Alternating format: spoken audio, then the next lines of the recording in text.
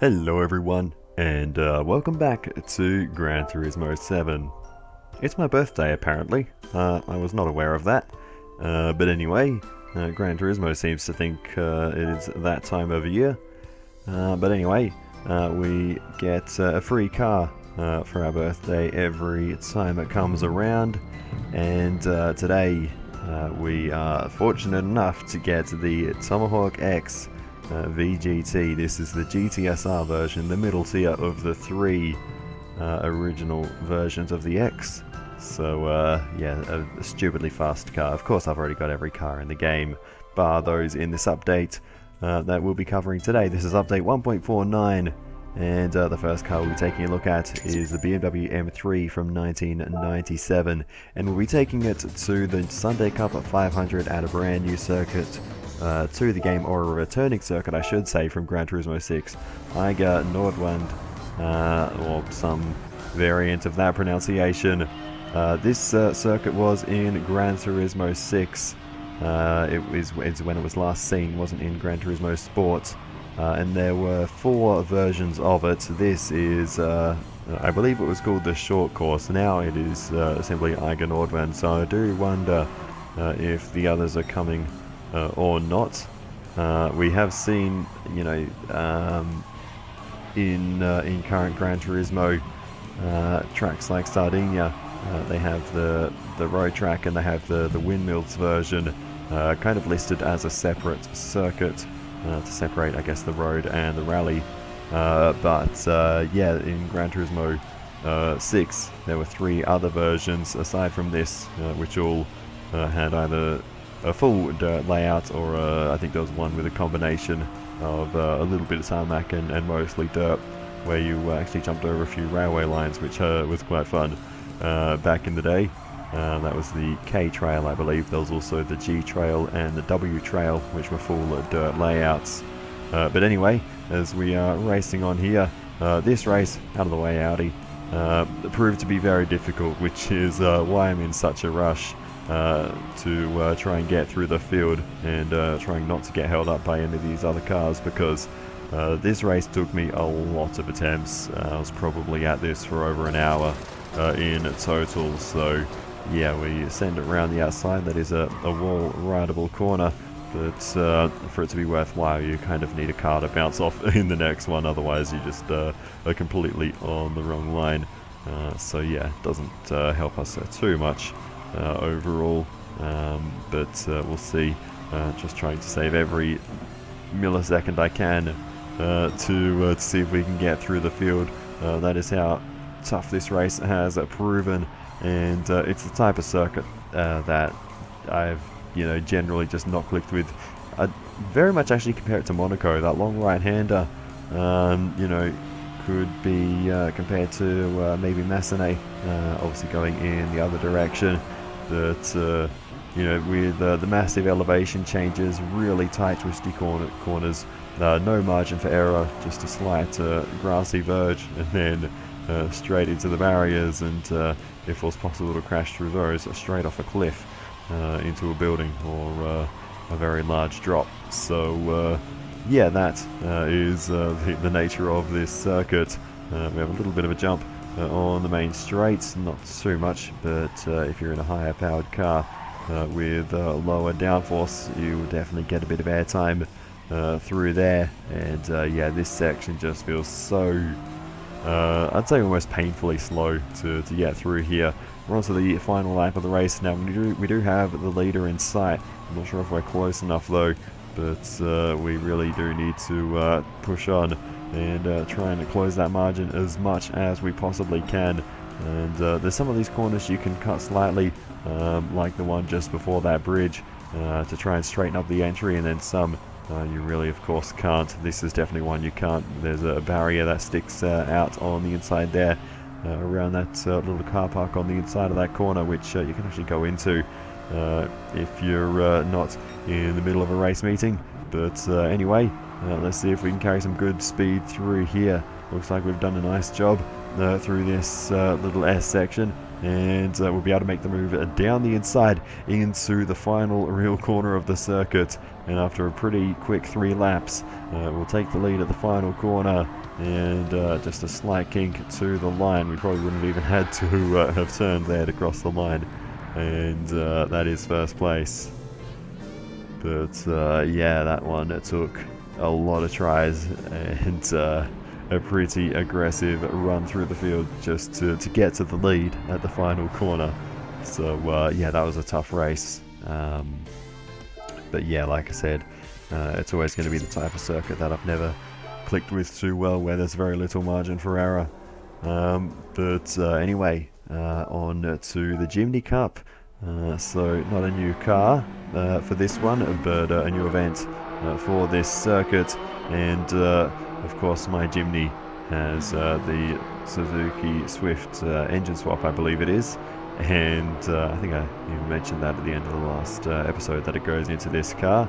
And that means it is stupidly fast compared to the stock or near stock Jimnys that we're up against. So yeah, the livery on the other hand is kind of, I wouldn't say a replica, but very much inspired by Suzuki Sierra that used to race in the Fink Desert Race back in the day. So that's where that comes from. And the number 860 as well. Obviously not running the usual number 80 for this one. If I do have a livery car, I almost always run the number 80. There's really only maybe 2, or including this, 3 cars that don't have that number on them out of the liveries I've made. But anyway, yeah, we absolutely rocket ship ourselves through the field, given just how fast this car is. And driving this car around this circuit was a lot of fun. And yeah, it's just so quick, so nimble, so much grip. And yeah, it's just made for circuits like this. The BMW, while, you know, I'm sure if we were not on comfort tyres, may have felt a bit better. But that's how close to the PP limit we were. We couldn't even put better tyres on. We couldn't even put sports hards on, which would have made the BMW feel much nicer. But yeah, it felt almost too big for this track. So if we're going to end up doing Trans Am here, that's going to be very interesting in those cars. But anyway, yeah. The Jimny though felt absolutely awesome around here. It was a lot of fun cruising around in this car, and yeah, as you can see, showing it with the replay cameras, drifting around, fishtailing all the way along, and eventually caught by the grass there. Otherwise that fishtail may have just gone on forever. But yeah, don't really know what else to say. Other than it was a pretty cruisy race, like I said, showing all the replays, because the race itself against the other cars, it lasted for just a few, well, I don't know how long in time, but a minute or so, and we were through. And yeah, we are push-oning, yes, we are push-oning through the rest of the race, just enjoying the car. And yeah, absolutely flying. So this would be very fun, I think, to do online one day. A race in the engine swapped Jimnys, just absolutely maxed out in horsepower. Worth noting as well, the pit lane here is on the outside and in a mountain. And as we head through here, this is back on board. We'll head through, that's where, we've already passed it, where the actual pit bays are, and then through another short tunnel section to, out, don't hit the wall, to pit exit and back out onto the racetrack. But yeah, a very unusual pit lane, not at the start line itself, so yeah, that was worth pointing out. And we were so far ahead in this race we could easily cycle through there. But that's race victory in the Jimny Cup, and that race ticked off the list. So the next one is actually going to be a pretty interesting one. Clean race bonus too, so we actually got through all the other cars. That was part of the weekly challenges as well. Yeah, we got through the other cars cleanly to get that clean race bonus too. Not too hard when you've got a car that is that much faster. But anyway, the next car we're going to drive is the Subaru WRX rally car.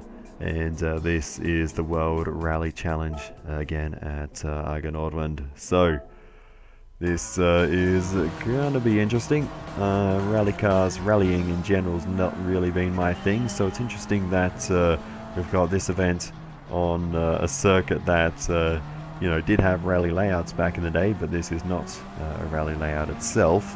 But anyway, as we work our way up the hill in the Subaru WRX, iconic car, needs no introduction really. Ouch. Okay, well, we've introduced it to the barrier there at high speed, and to be honest, I couldn't get anywhere near the pace I needed in that car, so we ended up switching to the Audi Sport Quattro S1 Pikes Peak. So yeah, this is still in the Group B class of cars, but much faster. And yeah, we'll see. Hopefully we can have a better run at things here as we almost end up in pit lane again. We're in reverse direction for this one, which means that pit exit is now pit entry. It's very easy to accidentally end up there if you run wide. That car park on the left hand side through there, I'd say slightly less of a danger in this direction, but I have hit that inside wall before in both directions, and then yeah, ouch, that was a weird moment into what is now an uphill climb through this tight and twisty section, but on the brakes into there, the car just about wanted to do a front flip as we try and make our way around the outside. No space to be found there, but we've got 12 cars in this race and 12 laps to get to the front, so we don't basically need to pass a car a lap, more or less, but realistically more than that at the start to try and close the gap to the leader, because the cars at the front will generally be faster, so we need to watch out for that. But so far we've gained 2 positions on lap 1, as we are struggling on the start of lap 2 to keep it out of the barriers. And it takes us quite a long time to make any further progress in this race, which is a little concerning. But with a bit of an awkward move there, we're up into 9th position now, lap 3 of the race. So we have already used up a lot of precious time in this race and haven't made a huge amount of progress. But we'll see what we can do. We'll keep pushing on and hope we can still manage to do this. But this is a proper endurance race, really. There will be a pit stop, so despite the fact that we're in Group B cars, this is not too dissimilar to some of the Group 3 races where you do need to stop for tyres and fuel. So that is something to consider as we continue to race on, continue to make our way through the field. Bit of a loss of the rear end there, but we're up into P7, so still chipping away and getting through the field. Let's see if we can get a few spots here. Took a bit of a risk going to the left hand side there, but got away with it. Moved ourselves up into the top 6 now, and we might be able to make it maybe even top 4 very soon as we make a bit more contact with the barrier there, and we make the move down the inside of the Mustang. Not a great rally car, that one. I think it was in one of the license tests or something. Was a bit of a handful, but anyway, we slice our way through that group of cars, and we're up into 3rd position now, and that's an awkward moment, and that's going to cost us a few spots, or 1 spot down into P4, unfortunately. But we get it back, and we now carry on. But yeah, it's very hard to stay consistent, because quite often, especially in 1 or 2 particular zones, the car just, you try and slow down and it just doesn't really want to and decides to attempt a front flip instead. But anyway, it's time for our pit stop, and of course fresh set of tyres but mostly just to fill up on fuel for the next stint, and a few others in pit lane at the same time. So hopefully we won't drop too far down the order as we head out of pit lane once more and continue to race on. We've dropped ourselves into 9th position, so just 3 cars behind us, 8 cars in front. So yeah, we'll see how things continue to pan out. Unfortunately, we got triggered on the way in and out of pit lane.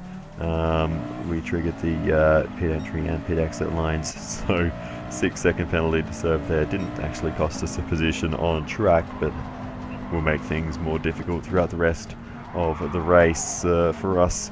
But anyway, we're up into P8 with a pit stop going on there, so that makes 1 position as we continue to race on. A big whack into the next car. There's another position as we manage to wrestle our way through there, and another car in pit lane.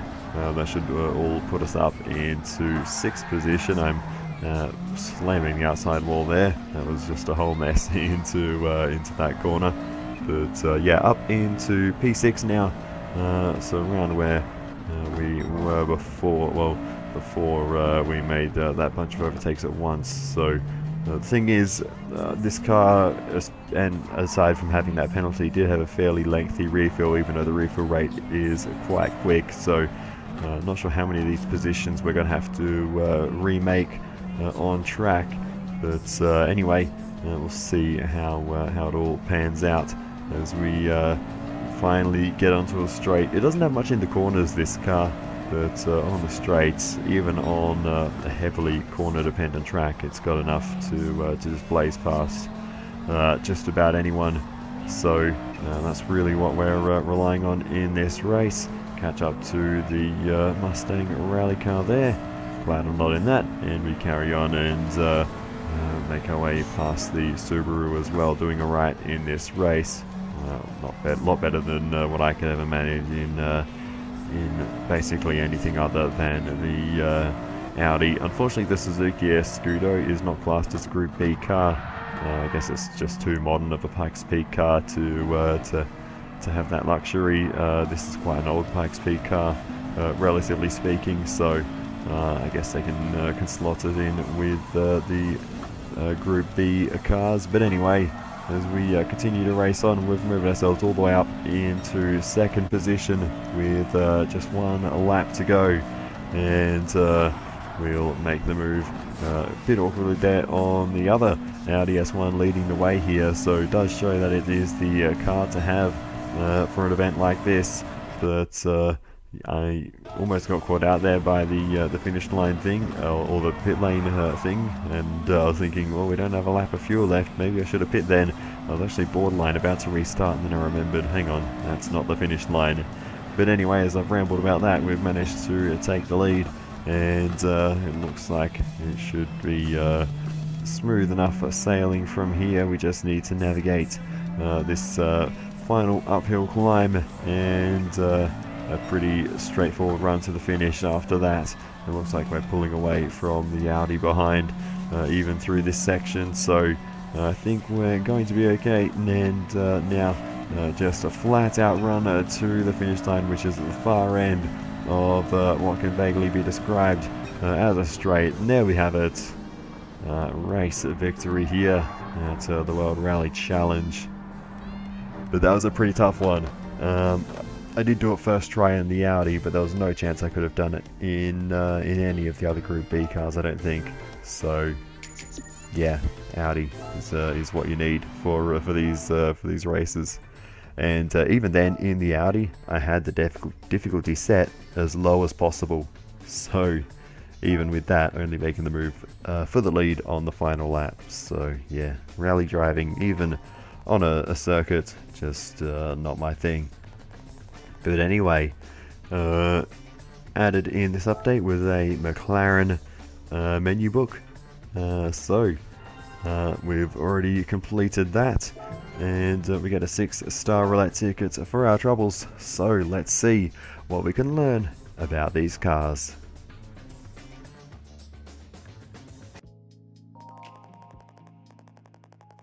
In the 1960s, there emerged a certain youth who, at a tender age of 22, took the F1 world by storm. The future founder of a legendary racing team, his name was Bruce McLaren. At 27, he was already designing F1 machines and winning top-tier races across Europe and North America. But Bruce McLaren had another dream besides competing on tracks all over the world. He wanted to build racing-grade road cars. Although he tragically lost his life in 1970 while testing out a new racing car, his dream to build a road car that only he could conceive would later become a reality. In 1985, McLaren Cars introduced a production vehicle division and started work on a road-going supercar, which had debuted in 1992, the legendary McLaren F1, a road car filled to the brim with F1 technology. Penned by genius F1 car designer Gordon Murray, it was the fastest, most expensive road car of its day. Its F1 GTR racing variant distinguished itself by winning the 1995 24 Hours of Le Mans on its first attempt. In 2010, McLaren Cars' production vehicle division was reorganized as McLaren Automotive. The first car to grace the new McLaren showroom was the MP4 12C. With its original carbon fiber chassis and sophisticated yet comfortable hydraulic suspension, it boldly rewrote the rules of what a sports car could be. Ever in pursuit of the latest technology, McLaren has also set its sights on the virtual world. The ultimate Vision Gran Turismo is a collaboration between McLaren and Gran Turismo, introducing a unique cabin in which the driver lies forward. It seeks to break new ground in the world of hypercars. McLaren has always aspired to innovation, and this splendid collection is a testament to its indomitable spirit. And that is the menu book. A 6-star roulette ticket. I got a variety of prizes on offer for this one, and we get the 500k, and that is going to be very useful because there's a rather expensive car in this update that we will need to buy at some point. So yeah, for now we will get this one though, the Ferrari 430 Scuderia. So somewhat older car in the supercar genre, but I think a car that is good to have nonetheless. Looks pretty cool. Let's see how it drives. Straight away, turning up the difficulty after the rally race. We'll put it back to the max where it belongs, and yeah, we'll see how this goes. Yeah, let's see. As we head towards turn 1. I seem to remember in these Ferrari Challenge races, some of the cars towards the back of the field are very slow, and they've got 5 laps to do here at Monza, and I have a feeling we may see some of these cars on multiple occasions. But anyway, already cleaning up the first few cars up in a 14th position, and we'll zoom on through around the outside, another 2 spots there up into P12 without too much trouble, just through the first chicane and Curva Grande. Now, as we continue on through the Lesmos, we'll head around the outside, move ourselves up another position, and up into P11 so far. As we sit in slipstream now of the next car, we should be able to get into the top 10 by the time we head into Scari. Not gaining quite as quickly as I initially thought. We will have to perhaps sit behind, or we'll go full send. And we do have the racing soft tyres on the car for this one, because with this era of supercars, generally I haven't been too big of a fan, so I decided to put the racing soft tyres on and give it the benefit of the doubt, essentially, and you know, make it handle as well as possible. But generally, a lot of these cars are all straight line speed and acceleration, and their cornering speed is maybe not quite what you would expect. But albeit on the racing tyres, this does feel pretty nice to drive. So that's something. But anyway, as we're on to the second lap of the race now, we're halfway through the field. But the Ferrari Challenge is perhaps the best example of any of the standard races of the cars at the front being much faster than the cars towards the back. As we make our way around the outside, move ourselves up into 7th position. We can already see P6, so we should be able to make the move on them very soon. As we're in the slipstream, we'll go for the move down the inside, and looks like we'll be able to get that one done up into P6 so far. Look back at a bit of an awkward time there, but we keep it on the road, and we continue to carry on up into the top 5 as we head towards Ascari. Easy move there to get that one done, and we can see the podium right in front of us, and then some. We can actually see 2nd position from here, so getting close to the front of the field already, as we need to start thinking about how we're going to navigate this group of cars. Let's see what we can do, as they're going to go 3 wide into the final corner. They're getting really racy, and we're just going to see it back, maybe try a switch back to the inside through the final corner. We get blocked off there, and we can't find a way through, unfortunately, so we'll have to sit behind for a little bit longer, sit in the slipstream along the front straight. We might be able to have another opportunity. We'll go zooming on through on the left hand side and gain 1 position up into P4 now, as we head into turn 1, and a bit of contact with the car in front. So I was trying to get through the field with the pace advantage that we had without making contact with any other cars, but it seems that is not going to happen. Just carrying, well, we weren't going too quick into turn 1, but we were going quicker than the car in front is able to do, as we make our way around the outside, move ourselves up into the podium places now.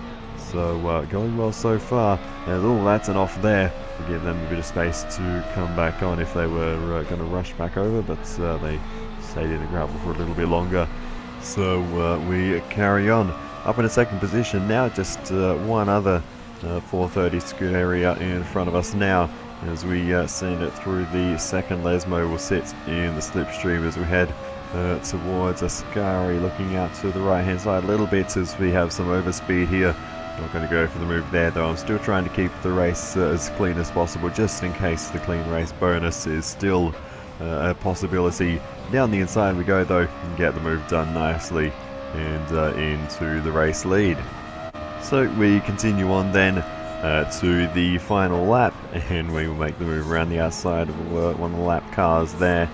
Not having such a good run here, and we'll send it through the Ascari chicane, and just got Parabolica to go, got another lap car further up the road as well. So like I was saying, just a 5-lap race, but some cars significantly slower than this one, but looks like we're going to be fine, and we've got no threat from behind here, so we'll zoom along. We'll pass another one of the lapped cars, and we'll cross the line to take P1 in the Ferrari Challenge, and did quite enjoy driving this car for this race. Just a nicely balanced car, and that's really all I can say about it, I think. So we move on to the next car, Lamborghini Gallardo LP560-4 2008. So similar age car to the Ferrari, but this time we have a special event for this car. I have upgraded the size to Sports Soft. I think it came with Sports Hard, but against essentially an identical field of cars, there was just no pace advantage to work with in this race. But this is a special limited time event that comes as a part of the weekly challenges that we get now. So as we barge our way through there. We're at Sardinia for this one, and yeah, we'll see if we can get nice and racy with some of these other Lamborghinis. Just a one-make race here, full of these Gallardos or Gallardos, depending which pronunciation you prefer, off into the sand. That is not ideal, but we carry on. So yeah, this is 5 laps, and we have to basically make 2 to 3 passes every lap if you want to get to the front. Being a one-make race, I kind of figured you know, everyone would be going around the same speed, but as always, the cars towards the front are a bit faster and are going to be pulling away, so we do need to get a move on. You can see we've already moved ourselves up into 8th position before the end of the first lap. We might get more here as we continue to close in, and I think we will just about grab P7 before lap 1 comes to an end, and we do just that.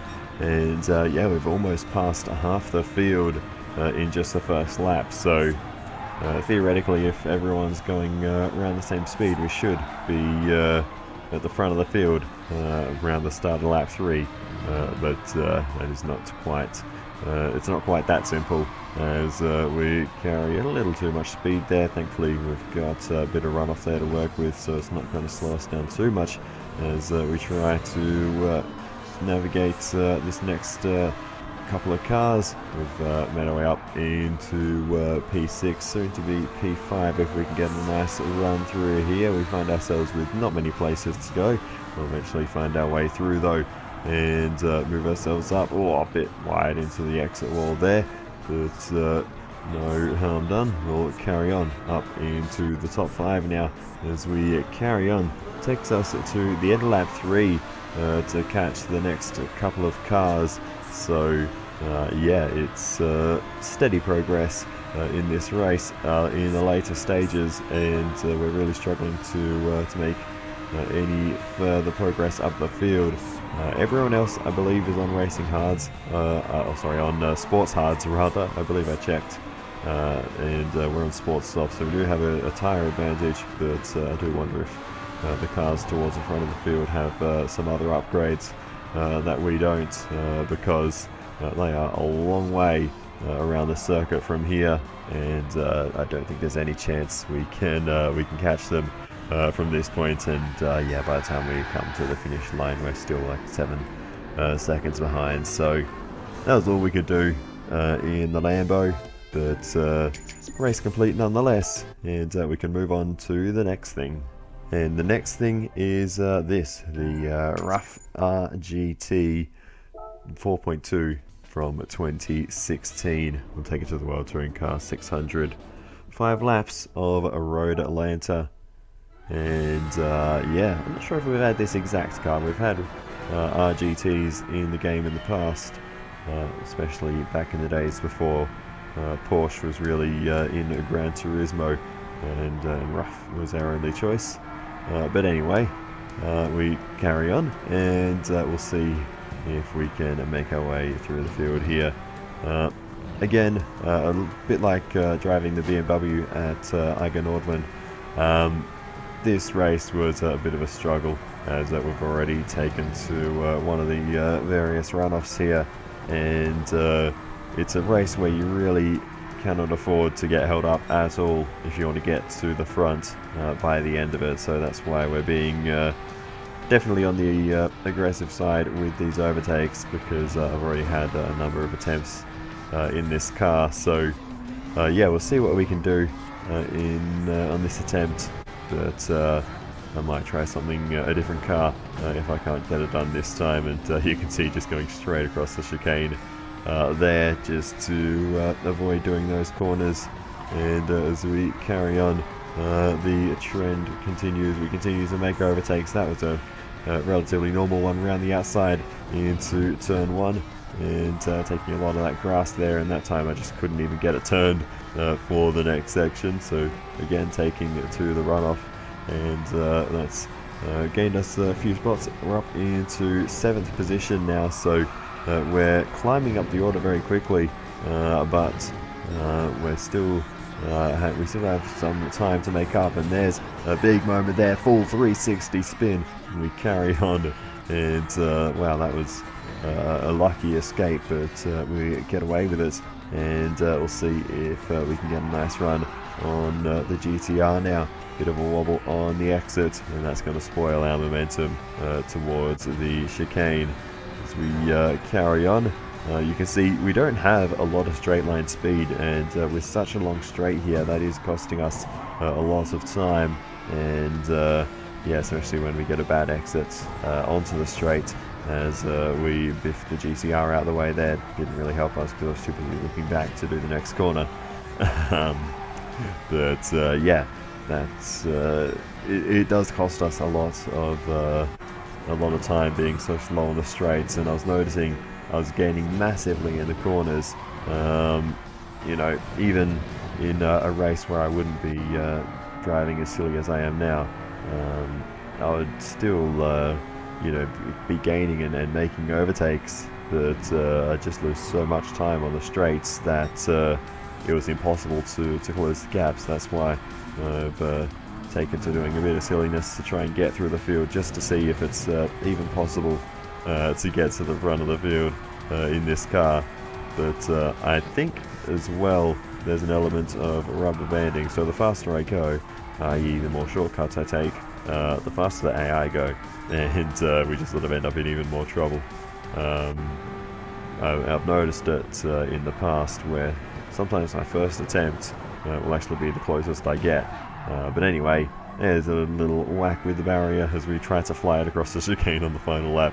It was never going to work from that far back. And yeah, P2 is the best we can do. P3 I think I got if I was driving normally and much further back. But we still can't get there. Maybe with a perfect run I could. But I decided to have a bit more fun with it instead. And I decided to get the old ice cream truck going again. The Toyota Alphard ice cream truck livery, Lexus LFA engine swap. This is just the car I use whenever I just want to mess around, basically. And with this car, I won the race first try. So yeah, and I would say it actually handles better than the Porsche. The Porsche wasn't bad handling-wise. It was okay. But the top speed just held it back way too much. This is an interesting that came up. This is if you leave the game on the main menu screen, it just comes up with random little stories from history, both in cars and around the world. So in 1932 is when Auto Union was formed by the merging of Wanderer, Porsche, DKW, and Audi. I always thought the name Audi came from Auto Union. That's where the AU in Audi came from. But no, Audi existed first apparently, and they went back to that name, which is interesting. And in the same year, in 1932, the Sydney Harbour Bridge was built. So yeah, that's cool. They've included that little bit of Australian history in Gran Turismo. Which is cool. I like how they do that. They tell you something about the car industry from a particular year, and then you know something else that was going on in the world at the same time. It's a cool little detail they like to throw in if you just sit idly on the menu screen. But anyway, the next car we're going to take a look at is the Genesis X Gran Racer Vision Gran Turismo. We've already seen the regular version of this car, the Gran Berlinetta, but yeah, the Gran Racer is a Group 1 version of the car. It wasn't really a new event to enter this car in, so this is just a custom race at high speed ring. I've actually got the AI driving this one because they can make this car look way better than I can. I struggled a little bit to drive it. It's not the certainly not as nice to drive as some of the other Group 1 VGTs. It's definitely an improvement over the original Gran Berlinetta.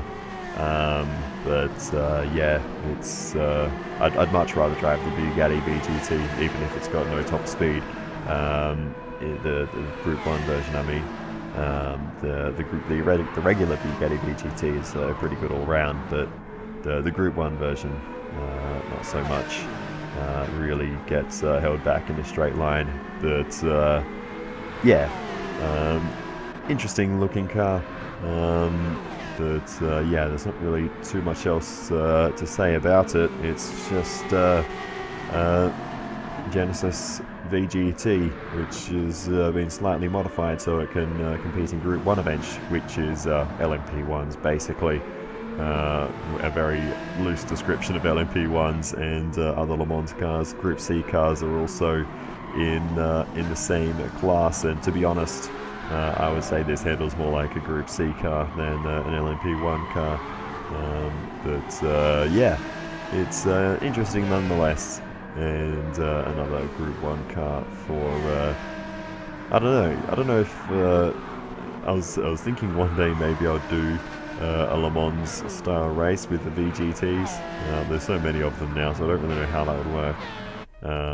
But anyway, so that was that car, and then finally the Subaru WRX rally car. I didn't really do too much in that car. I showed it for about 30 seconds before I crashed into the pit wall. So I thought I would take it to its natural habitat in the dirt and give it its day to live, so to speak. So with the music replay set up, I will end the video here. I guess I should talk about the Subaru a little bit more, given I didn't really do that before. It handles nicely in the dirt. As always, I am no rally driver, so I can't really give it too much accurate feedback, but I always find it fun when they add rally cars to take them here to Fisherman's Ranch or some of the other rally tracks, and just see how they handle. And yeah, it was a bit of fun to just cruise around for a lap in time trial and try not to crash. But anyway, yeah, that is going to do it for this one. So I'll say thank you so much for watching all the way to the end. I really do appreciate it. Please feel free to give me some feedback in the comments. It is always very helpful. And other than that, I'll see you in the next one, and goodbye. Telling me to spread these wings and fly.